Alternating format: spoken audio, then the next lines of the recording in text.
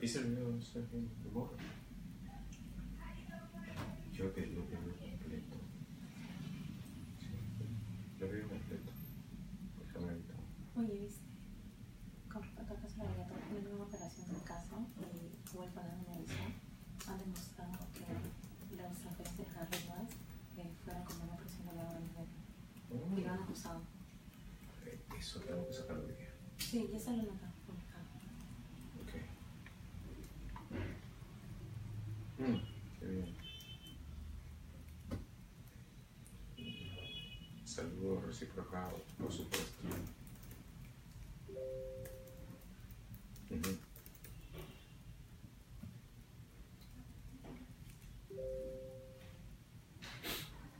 Vaya.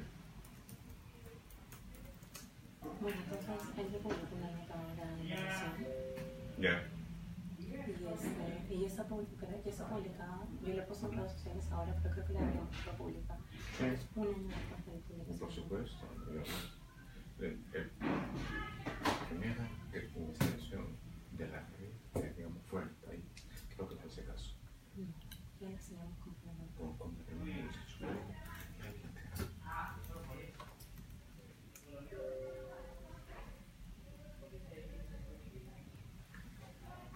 Buenas tardes, este es otro programa de Facebook Live de IDL Reporteros. Yo soy Gustavo Gorriti, director de la publicación. Está conmigo Romina Mela, periodista principal y fundadora de IDL Reporteros.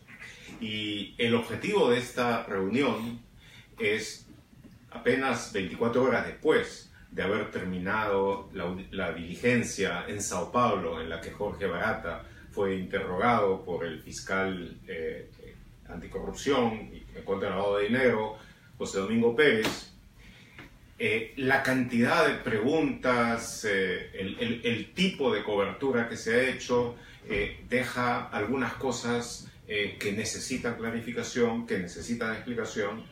Nosotros hace pocas horas hemos publicado lo que considero es una crónica bastante precisa, bastante profunda, con fuentes muy buenas y corroboradas de lo que realmente pasó. Lo pueden leer en IDL Reporteros.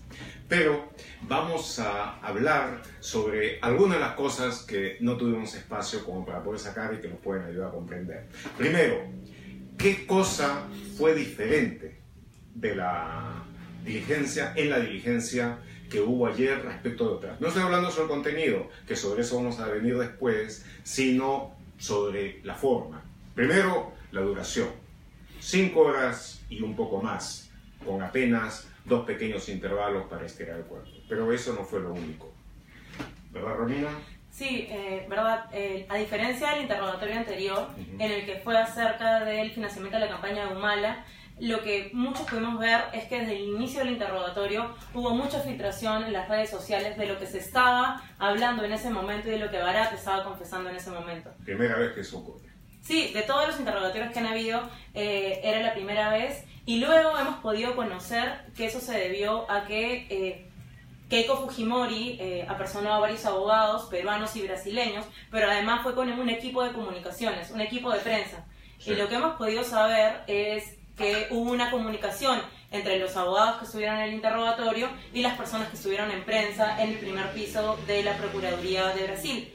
Y eso fue porque el procurador brasileño que dirigió esta diligencia y que ha hecho todas las otras también, Orlando Martello, ese es un hombre que deben recordar porque va a ser clave para el desarrollo del caso Lava Jato en Perú, ya lo está haciendo. Él, con una actitud muy pragmática, muy flexible, contrástenlo ustedes con la forma en que se hacen aquí las diligencias fiscales y judiciales, esta vez consideró que sí podía permitir el ingreso de celulares. Entonces, la abogada peruana de Keiko Fujimori inmediatamente empezó a hacer actuar los pulgares. Los pulgares hablaron por ella y empezó a salir la información y, por supuesto, en forma no del todo coincidente, algunas de las publicaciones que primero empezaron a sacar noticias sobre eso fueron aquellas que, digamos, gato encerrado, al que no se puede considerar lejano de Keiko Fujimori. Bueno, nosotros habíamos sacado antes que nadie, pero incluso antes que empiece la diligencia, ya sacamos una primera alerta que indicaba qué cosas iban a cubrir. Tuvimos obviamente acceso a algunas fuentes importantes que nos adelantaron qué cosas iban a ir, qué cosas iban a desarrollar y cómo se iban a desarrollar, lo que en efecto sucedió tal cual. Sí, y lo otro es que debido a que se fue filtrando la información sobre el financiamiento de Virtualmente a Todos, a Alan García, Ollanta, PPK, Alejandro Toledo, eso hizo pues que no solo se concentrara la atención en Keiko Fujimori, sino en todos los demás. Antes de seguir conversando, quisiera agradecer a las personas que nos están siguiendo ahora, que son más de 300 las personas que se han conectado hasta este momento, que nos están enviando sus preguntas. Por favor, envíenlos a través de nuestra cuenta de Facebook, que nos pueden encontrar como IDL-reporteros, y también en nuestra cuenta de Twitter, que es IDL-reporteros. Sí.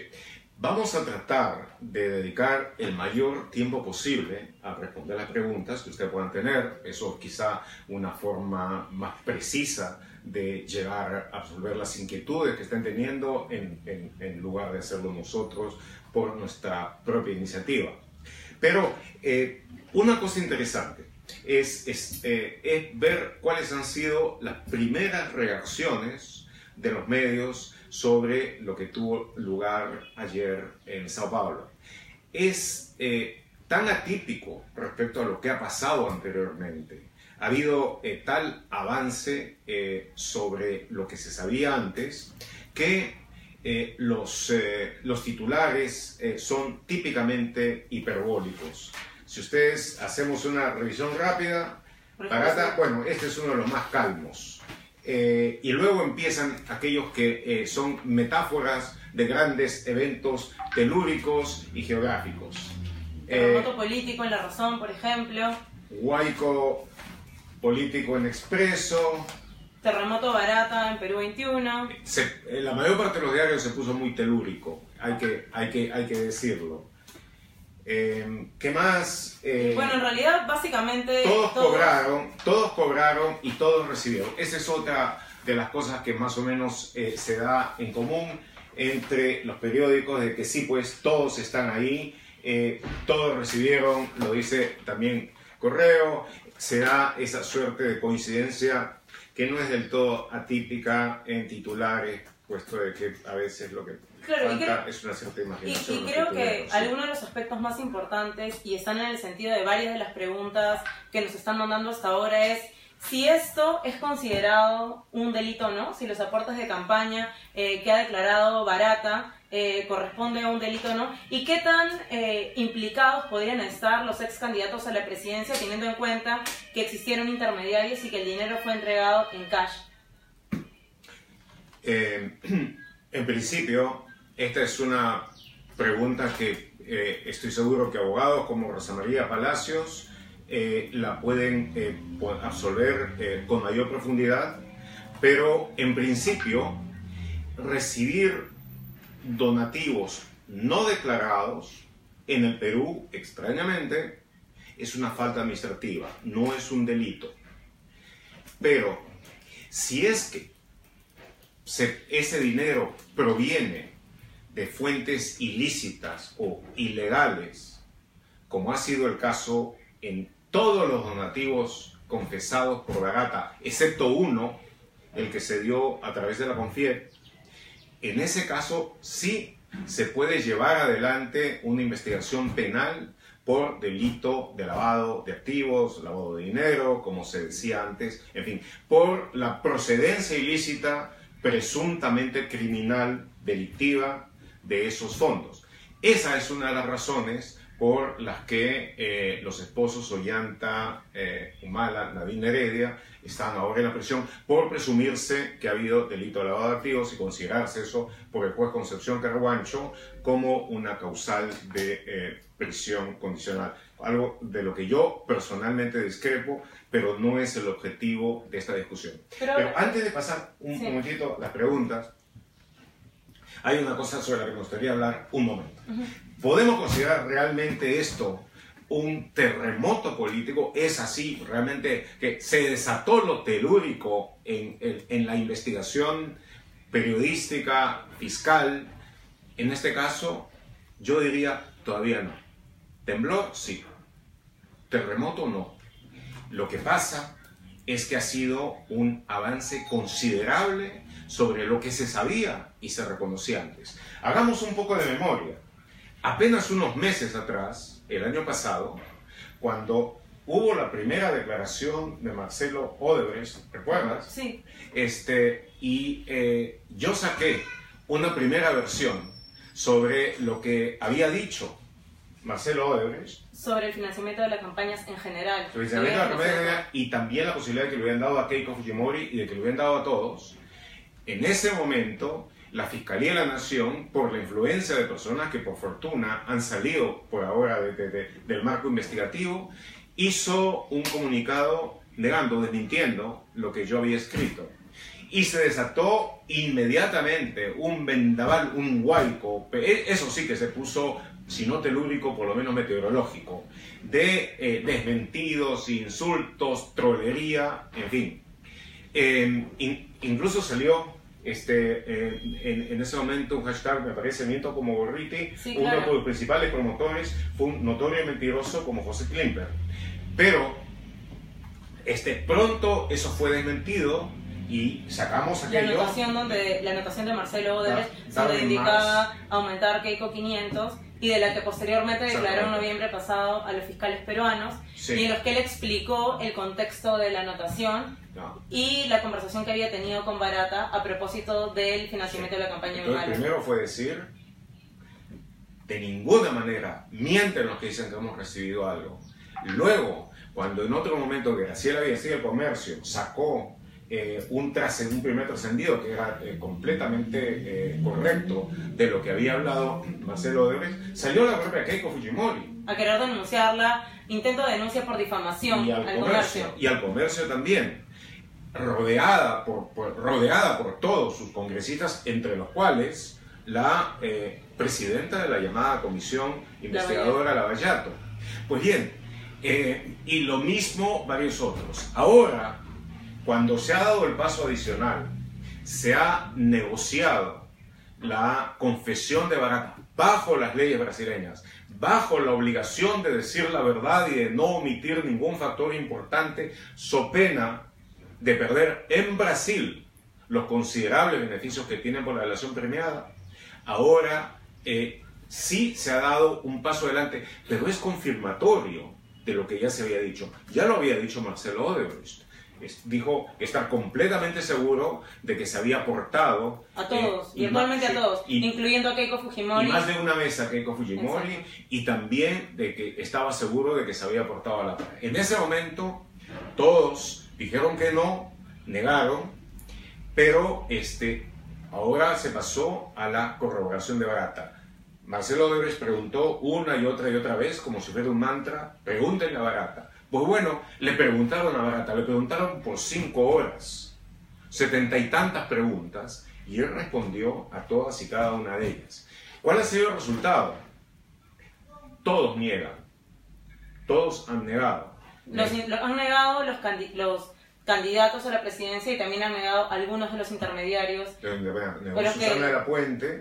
Susana La Puente, Jaime Yoshiyama. Entiendo que Jaime Yoshiyama, que salió como el 26 de febrero, ¿no es cierto? Junto con Bedoya Cameron. Exacto. Entonces, posiblemente desde ahí es que hubo el desmentido.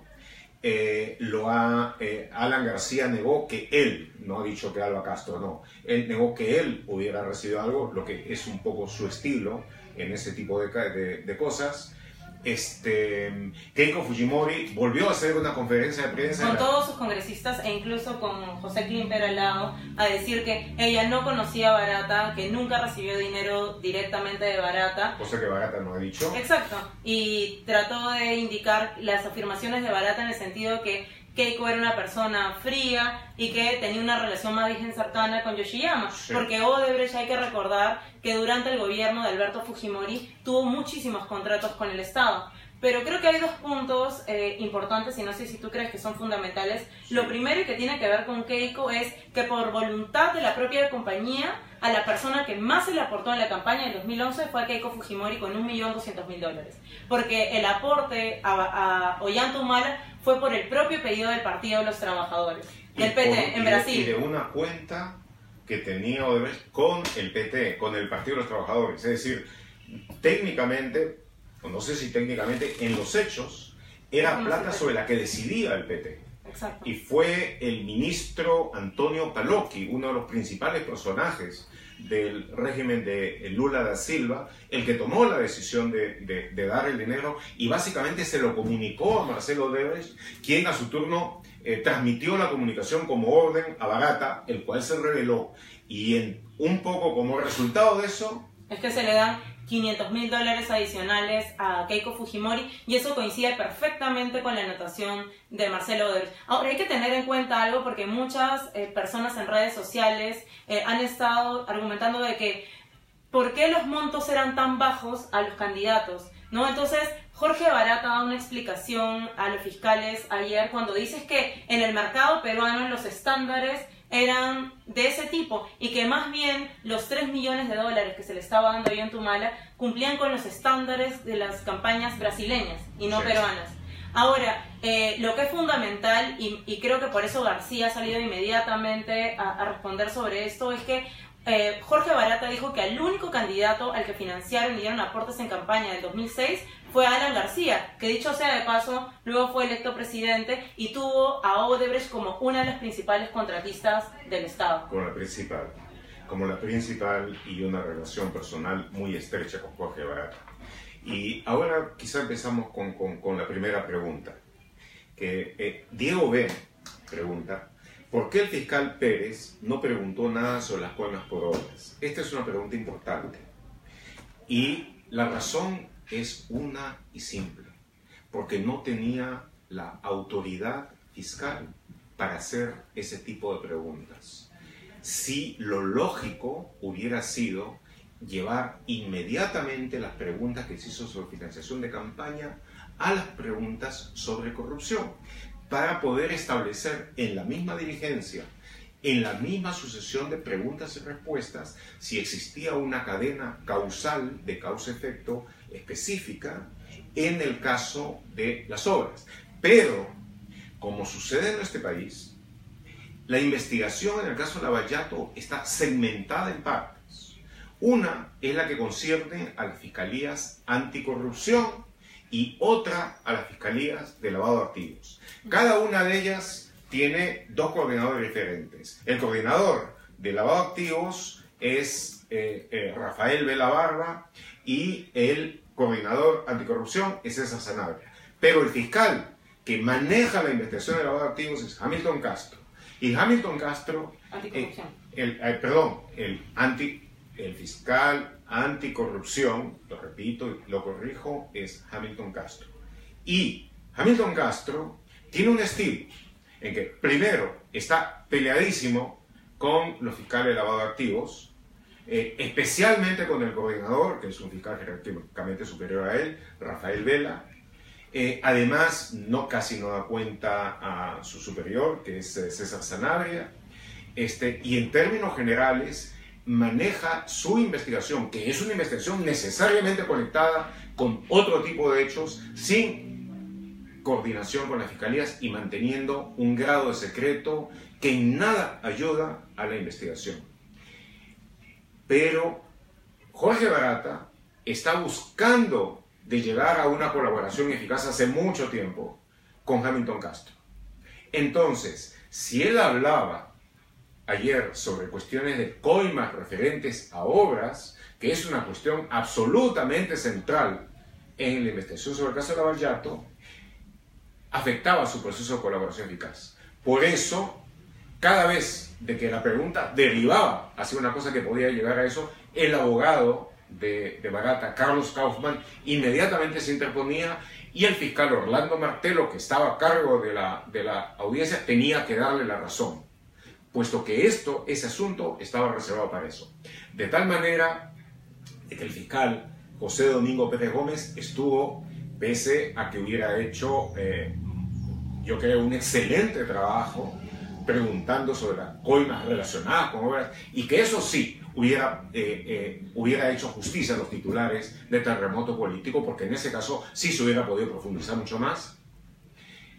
No pudo hacerlo. Incluso no pudo hablar acerca del financiamiento a las campañas, por ejemplo, de Félix Moreno y de Susana Villarán, porque claro, son casos que también tiene Hamilton Castro, porque no hay que olvidar que el fiscal de la Nación hace unos pocos meses le dio competencia a Hamilton Castro y a su equipo especial para que también pueda investigar casos de lavado de activos. Entonces, no ha sido posible. Entiendo que en abril se espera que pueda haber un nuevo interrogatorio de Barata que vaya a ser dirigido por el fiscal Hamilton Castro. Bueno, pero si es que Hamilton Castro continúa haciendo la investigación como lo hace ahora, es decir, en pleno secreto, sin ningún tipo de cooperación, avanzando a una velocidad que es digna de una competencia de caracoles, entonces el hecho concreto es de que no se va a sacar mucho partido de eso. Aquí el que tiene que tomar cartas en el asunto para empezar a organizar bien la investigación, imponer un grado de coordinación, disciplina y sincronización al margen de las preferencias personales, es el fiscal de la Nación. Esta es la investigación anticorrupción más importante de este tiempo y probablemente, está un poquito abierta la discusión, pero probablemente la más importante en nuestra historia. Es de la más alta prioridad. Es una investigación que, como ya se ha visto ayer, y eso sí es un avance importante, compromete a virtualmente todos los políticos que han estado en posiciones de primer liderazgo en la nación, por lo menos desde el año 2000.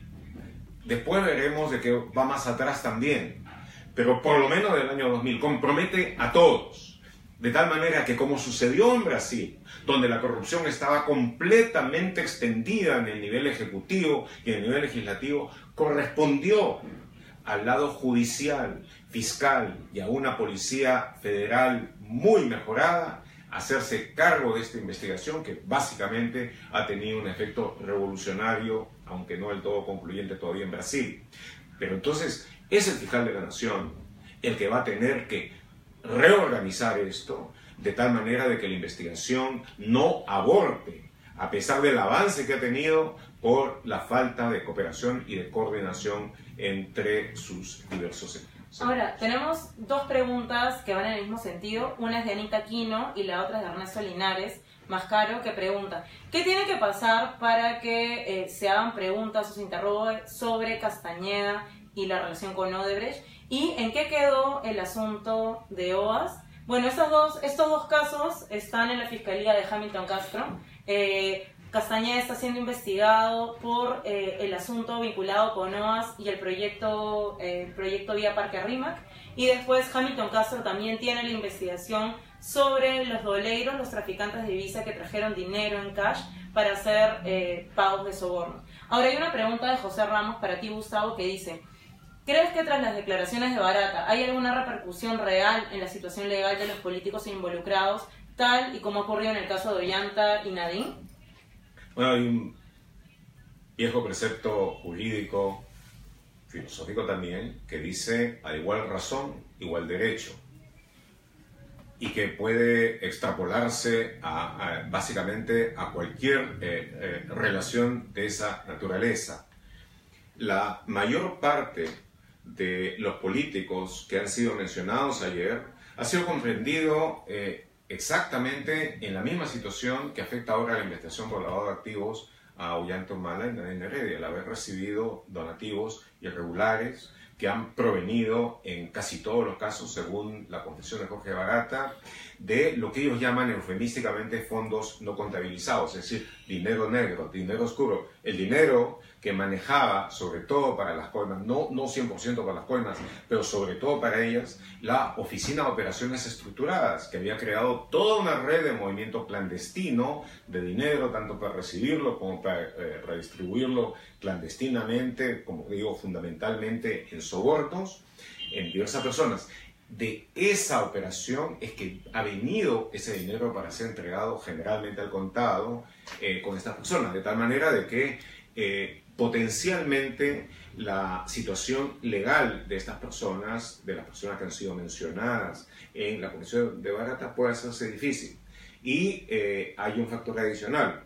El fiscal José Domingo Pérez es un fiscal tenaz, es un buen investigador y no tengo duda de que va a continuar a fondo con la investigación sobre los datos que ha recibido ayer. Hay algo que dijo la defensa de Keiko Fujimori ayer que no es correcto, y es que dijo que Barata no tenía cómo sustentar sus declaraciones, y es importante señalar que durante la audiencia del interrogatorio lo que Jorge Barata indicó es que todos los dineros que formaron parte de los recursos no contabilizados y se hicieron y se gestionaron a través del sector de operaciones estructuradas están guardados en el software, en el sistema de Odebrecht, y que pueden ser fácilmente rastreables a partir de los codinomes o los apelativos que cada uno tenía, para que luego estos puedan ser entregados como pruebas a la Fiscalía. Además, pueden haber ocurrido que hay testigos. Por ejemplo, Jorge Barata dijo que en algunas ocasiones ha ido acompañado de otras personas a hacer las entregas de dinero. Algunas fueron, por ejemplo, en las oficinas de Odebrecht.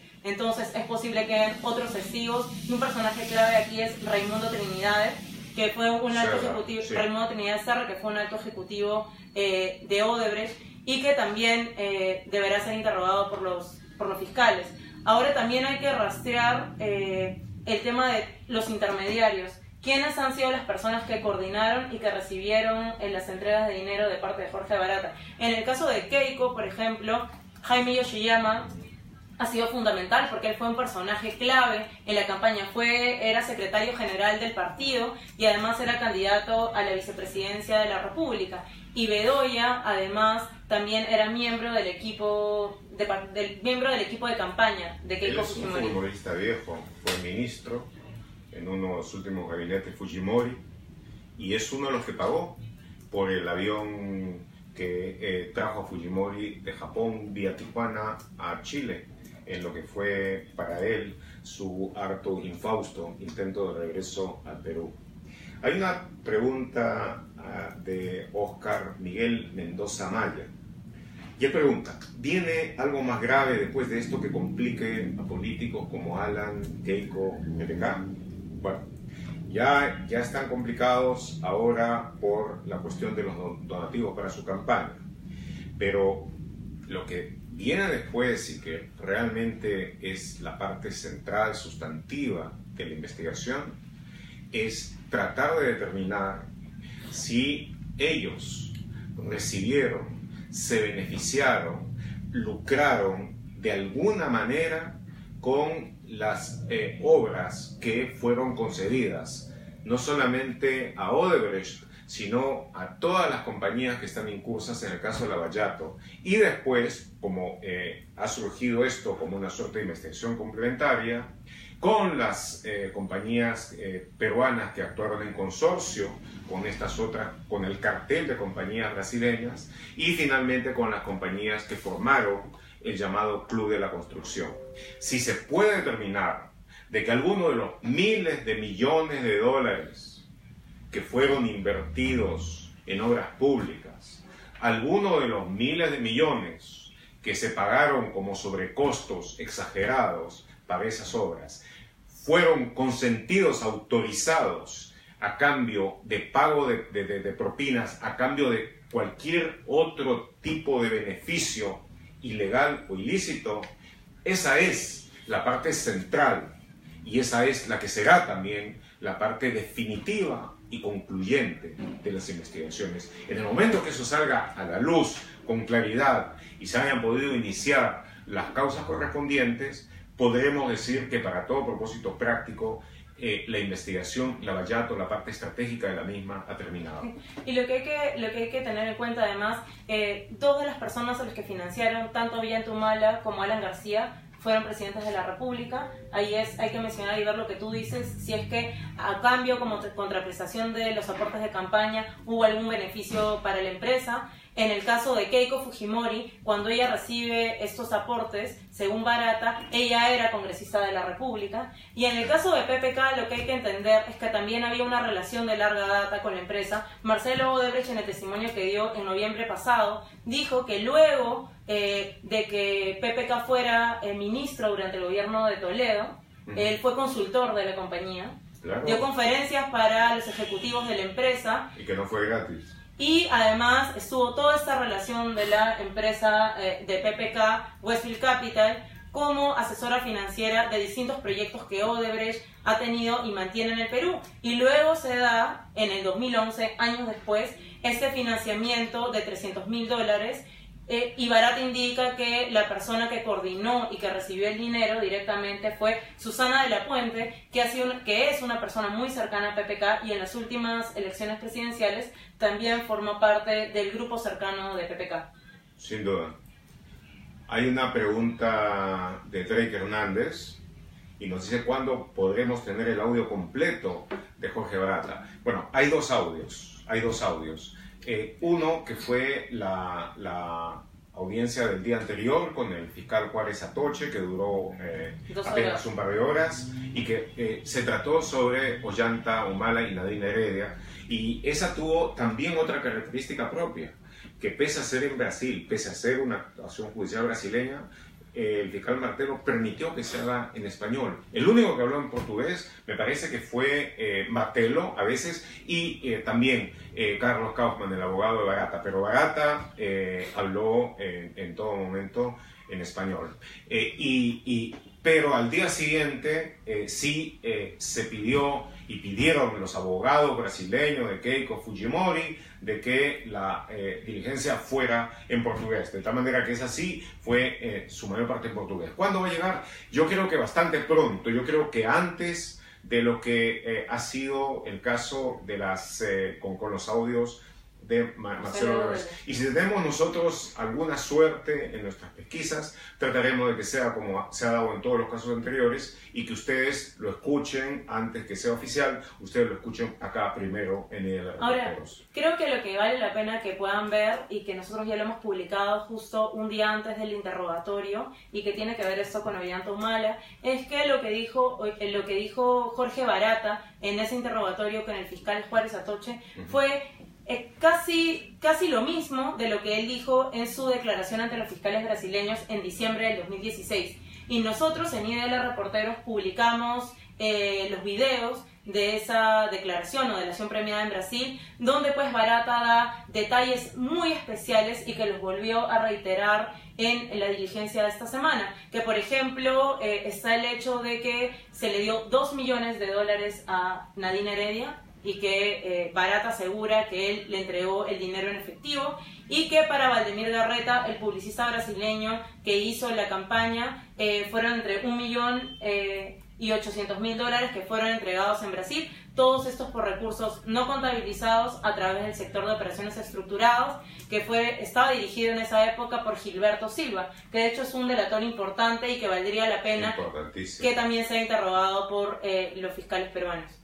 Tenemos tiempo quizá para dos preguntas. Para una pregunta voy a tratar de juntar dos en una.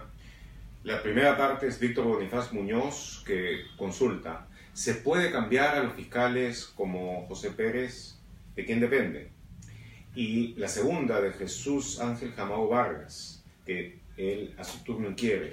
También preguntaron por pagos a periodistas y congresistas. Todos están cortados con la misma tijera. Bueno, déjame empezar por lo primero, tú contestas lo segundo. Okay, sí. Si se puede cambiar a los fiscales como José Domingo Pérez Gómez, sí, los fiscales pueden ser cambiados. Uno de los que tiene la potestad de poder cambiarlo de destino es el fiscal de la Nación.